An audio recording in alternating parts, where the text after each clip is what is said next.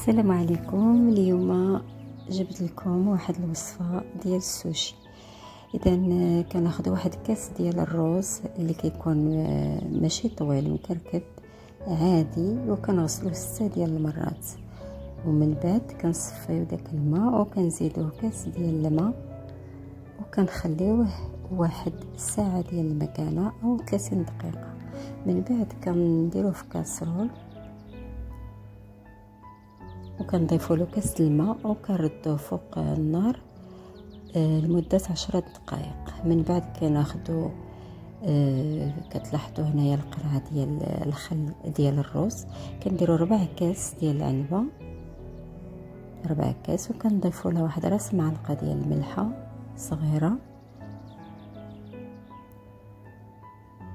ثم كنضيفوا لها معلقه ديال سنيده صغيره، وكنحركوا به داك الرز اللي طاب، كنسقيو بهذا الخليط اللي وجدني،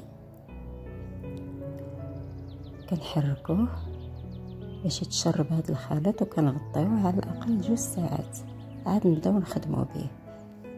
اذا مرات 2 ساعات كناخذوه كنعريوه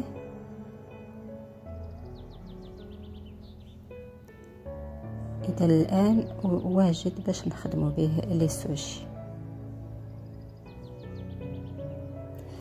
كناخدو نوجدو الحشوه ديال السوشي، كاين السوريمي، وكناخدو لافوكا نقطعوها طريفات، وكناخدو واحد نص خياره وكنقطعوها بليكونوم ديال الخضره باش يعطينا واحد شرائح رقيقه ديال الخيار كيف كتلاحظوا. كناخدو الصومون فيمي اللي كيتباع في المتاجر الكبرى، وورق النوري باش غادي نخدمو السوشي. كناخدو حصيره ديال السوشي كنحطو فوقها فيلم اليمونتير، الورق ديال بلاستيك غذائي غادي يعاوننا باش كنروليو به لي سوشي. فوق هاد البلاستيك الغذائي كنوقعو ورق النوري، والجهه الحرشه كنوضعوها من الفوق هي اللي كنوضعو عليها الرز. كنحاولوا نوضعوها بكميه يعني متساويه، ومن بعد كنوضعوا الاصابع ديال السوريمي كيف كتلاحظوا بهذه الطريقه، ثم كنوضعوا شرائح ديال لافوكا، ثم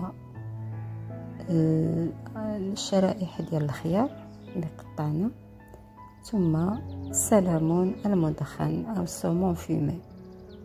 من بعد كنعاونوا بيدينا وكنبداو نروليو ومع الضغط شيئا ما بداك الحصيره كيف كتلاحظوا في الفيديو بهذه الطريقه.